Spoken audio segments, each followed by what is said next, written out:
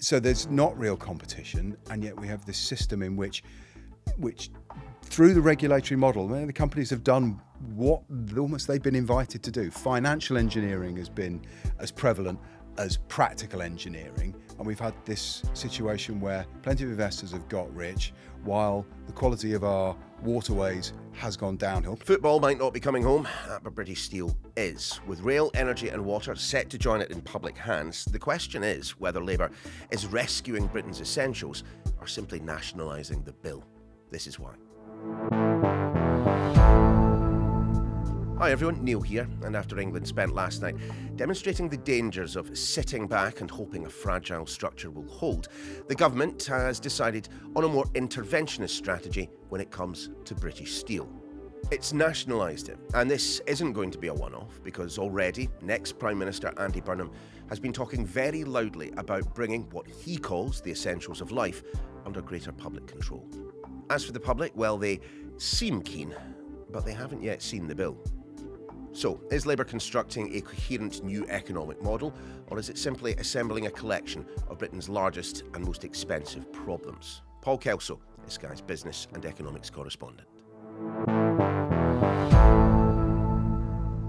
Paul, let's begin with British Steel. I mean, what exactly has the government done and why? British Steel has formally been nationalised. The company, which operates from Scunthorpe, furnaces there, making virgin steel, crucially, has been taken into state control. This followed a change in the law last year that allowed the company to be effectively seized by the British government, which is unusual from its Chinese owners, Jingyi, which had operated the company at a loss, a staggeringly big loss, £350 million. They say they lost cumulatively. They were trying to do a deal for some state support. Government made an offer about £100 million. They said no, and they then threatened effectively to let the furnace switch off the furnaces. You let them go cold, you're effectively ending that plant. So the government stepped in then.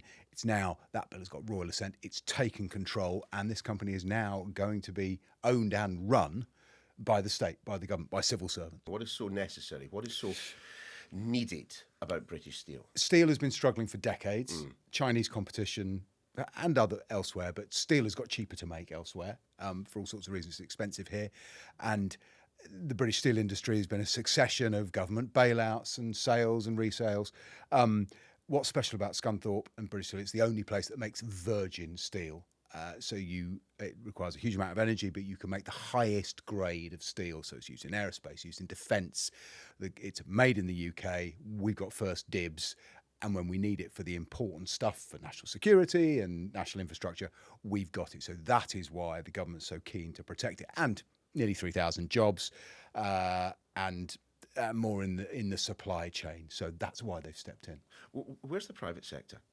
I mean, genuinely, why has this fallen on us? Are we spending billions on this? We've spent a lot of money so far. The National Audit Office has estimated it'll have cost £615 million by now, essentially in a year, to keep the place running. That is what it has already cost the taxpayer. The private sector, but essentially it has come down to a succession of Chinese and Indian conglomerates. Jingyi owns British Steel, or did, Tata, which owns Port Talbot, that have bought and sold and been bailed out over the years, trying to make a viable steel industry in Britain, and largely failing. And a decision that can be very directly attributed to Keir Starmer, but the guy who's going to be following into Downing Street, Andy Burnham, it's increasingly looking like one of the big decisions he's going to have to make is on the nationalisation of water, and specifically Thames Water. Thames Water is Britain's biggest water company. It's also, in a very competitive field, by a distance, its most troubled.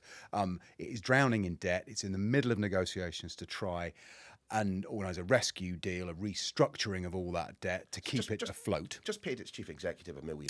Has just paid its chief executive £1 million and a bonus in a year that the company missed its pollution targets by a stretch of several London bridges. Let's put it that way. But it is failing to meet some of its most basic requirements around pollution. It has been going from bank loan to bank loan. At the moment, we've just had its accounts. They show the problem. Customer bills only cover the cost of running the company day to day. All the commitments that it has made and that we want it to make to invest in fresh infrastructure, deal with sewage, deal with leaks, improve it, are covered only by borrowing at the moment. That borrowing is eye-wateringly expensive. The money runs out by the end of the year. It's trying to get this deal across the line with creditors. And if it doesn't, then we will see perhaps the real questions about what Andy Burnham, who has said he thinks public ownership is what should happen to Thames Water. He said it in terms. We'll see how real his appetite is to make that happen. Yeah, but does public ownership somehow magically wave away the debt? Absolutely not. Well, what's the point then? If you were to go straight to nationalisation, then you would have to buy it, and you've got to buy it from the existing shareholders who've already said they're £5 billion, that's wiped out, it's worthless. But you'd have the creditors, so the people who own the debt, more than £20 billion of it in toto, they've made it clear they'd want it back, and they'll go to court to get it. So the point would be to stop money flowing out to private shareholders in dividends and make the system more efficient. It's the most fundamental resource of all, isn't it? It feels a very natural fit with public ownership, water. But you're right. The issue with the water industry is bills is the only regular source of revenue, is you and I and all the customers who pay the bills, but they only go so far. And bills have been very low in water. Not a popular thing to say, but it is true. They have jumped up in the last couple of years because political pressure around the state of our rivers particularly has forced companies and the regulators to say, right, we need to invest more. Bills go up. So for the next 5 years, the water industry as a whole is committed to spend £50 billion on improving infrastructure, building reservoirs, not just dealing with sewage and leaks, but adjusting for a growing population, for climate change, all those challenges that the industry's got to meet. And that broadly, that money is being met from borrowing. So you go to the debt markets, which is, that was the point of privatisation. Private companies can do that more easily, and it doesn't sit on the government balance sheet, or equity, people putting in money for stakes. And so if it is to be state controlled, and you can pick a number anywhere between 0 and 100 billion, which is the upper estimate, the government estimate for nationalising the entire water industry, you've got to then raise the money to fund that investment. Now, the government can borrow more cheaply, but it's still got to be borrowed. And of course, the original argument for privatisation was water is going to sit in the queue with every other demand on the public purse. Okay, so explain to me. British Steel is stuffed. Keir Starmer comes riding to the rescue. We've got massive problems with Thames Water. Andy Burnham is currently putting his underpants on the outside and attaching the cape. He'll be flying in soon to sort it out. Why on earth are we nationalising the railways? Because, look, we've all got problems with the trains, but it's not an industry that's on the verge of collapse. It's not an industry on the verge of collapse, but it was an industry that has I think, on all sides, the current structure, this franchise system, which affected what privatisation was. British Rail was broken up into the tracks and stations and the trains. Franchises to run the routes were sold off, and originally the track and stations were privatised as well. That didn't go so well. Railtrack was the original company, the privatised company that owned the tracks. That was nationalised. We now have Network Rail that runs them. But the franchise system, COVID was the killer blow to a system that was already causing immense frustration to customers, to travellers particularly. Train travel went down 95% overnight. It destroyed that system. So the nationalisation that's been going on in the rail industry is actually the easy nationalisation. When a rail franchise runs out, rather than renewing and doing all the contract renewal, it just comes under state control.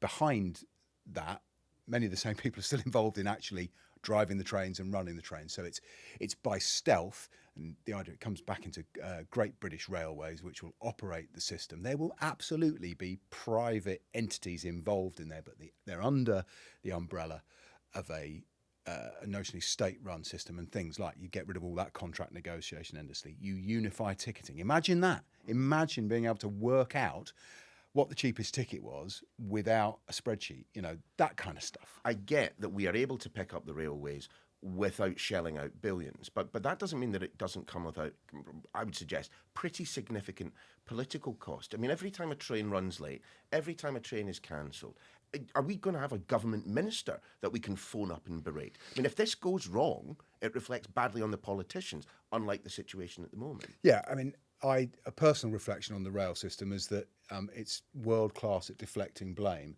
When you're trying to work out why your train is late, why it hasn't happened, it's always somebody else's fault. Yeah, you're quite right. When it's state run, you look at the minister, look at the health secretary. There's the greatest nationalised industry of all, the National Health Service. There's someone responsible for that. The buck stops somewhere. So there is political risk. The really interesting question is, with all of these, you might have better run organisations. It might feel just instinctively, philosophically right that things are in public ownership. But one of the issues Andy Burnham has raised, he wants the cost of living to come down. And will any of this cut bills? I think that is an open question at best. As if that wasn't enough, nationalisation, we've also got Great British Energy, don't we, which will be a state-owned and operated company, but one that's competing with the private sector. Have I got that right? You have. So Great British Energy is state-backed. Its role, it's not particularly big, and the idea is it will take strategic stakes in emerging energy industries. The obvious place to put public money in a really competitive, the energy business has got lots of money in it and lots of people trying very hard, but to perhaps put it into areas where private resources aren't going, riskier, developing technologies and the like, and you might end up having a public stake in very, very successful companies. But the energy system is almost a great example of how mixed up ownership is when we look at our big issues. We have the national grid, perhaps the most strategically important bit, the bit that owns the pylons, that gets the power to where you are. That is listed on the stock exchange. It makes an enormous amount of money of its income in America, actually. It's a big company. But the body that runs the distribution of power, that's just been state-owned, the National Energy System Operator, the one that makes sure the lights do go on and kettles still work when England games end, or indeed fridges for a bit of ice in something stronger. That's state-owned, and then you have all the energy providers, the big renewable providers. Many of them, they're mainly private companies, but their investments are underwritten by subsidised, guaranteed prices. So there is a whole mix of ownership models in Britain, and having control of the important strategic bits is a very important argument for nationalisation. But there's also a real demand to bring down in energy prices. And again, would any greater public control deliver that? I'm not certain. I mean, the one thing we can say with certainty is that nationalisation is pretty popular with the public. In fact, you might go so far as to say surprisingly popular. Yeah, people like it. And I think water is such a good example because it seems so instinctive. The stuff falls for free from the sky. And the water companies, it's not a real market. They're regional monopolies. You can't, when you brush your teeth in the morning, you don't think, well, I think I'll wash it down with a bit of Yorkshire water this morning. So there's not real competition. And yet we have this system in which through the regulatory model, the companies have done what almost they've been invited to do. Financial engineering has been as prevalent as practical engineering. And we've had this situation where plenty of investors have got rich while the quality of our waterways has gone downhill. Other than the huge sums of money that we may have to pay to nationalise these things, I mean, what is the case against nationalisation? Merely owning an entity doesn't necessarily equate with running it competently. Yeah, exactly right. And so the argument always was, and there are successes in privatisation, though it's not particularly fashionable to talk about them. The argument is that the rigour of private enterprise and privately run companies and competition makes things run better, more efficiently, better services for customers. Private companies perhaps put customers front of mind. The challenge is that when that doesn't occur, what you see, and if services still fail, the money's still going out to a third party. The best argument in favour is that no money leaves the system. But if things are poorly run, then there's the appeal. I mean, is there a strategy here? Is there a plan that makes sense? I mean, is this a coherent economic programme, or is it just a collection of kind of pragmatic interventions? Is there a way by which I can decide whether or not this particular organisation, institution would be nationalised under an Andy Burnham premiership, and this bit wouldn't. He's talked about the essentials of life being publicly owned, and that's very Andy Burnham, isn't it? It chimes, doesn't it? You think, that Water, really makes sense. energy, transport, housing. I mean, I could fling a handful of others in on essentials of life. I mean, you know, food production, clothes sales, all of these things. I mean, where is the dividing line? Absolutely. I don't see one. But it comes down to the question, what should the state be responsible for and what shouldn't it? And I suppose you could ask that which you cannot get elsewhere, that which you, that the market cannot produce more efficiently than the state can. I mean, water falls into that, transport, the railways particularly, road building. You know, what we definitely do have, and you're right, we do have, where it's applied, it's pragmatic. You know, right now the UK doesn't think it can afford not to have virgin steel production, and this might just end up being handouts by another name. If this is loss making, well, the taxpayer will be bearing it directly rather than down the road having to give another few hundred million to another private company that's failed to make a go of it in Britain. The problem at the moment is, of course, that as soon as you bring it onto the kind of the public books, I mean, the losses appear on the public balance sheet. At least right now, those losses, they might be affecting you through pension funds, they might be affecting you through a lack of supply of water, for example. But at least we're not having to shoulder the massive amount of debt that's been run up.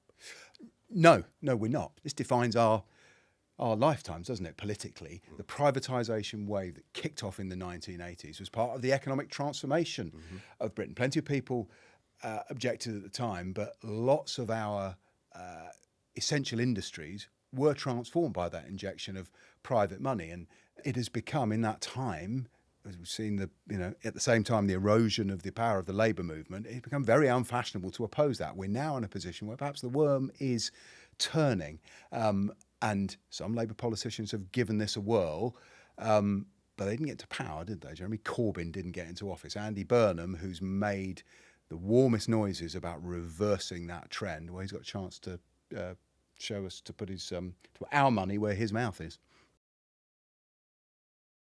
And that's your lot for today. Do remember to get in touch with your thoughts. An episode a little bit earlier on in the week got plenty of you talking. Michael Clark speaking to me about the renewed hostilities between the United States and Iran. Steve gets in touch to say this.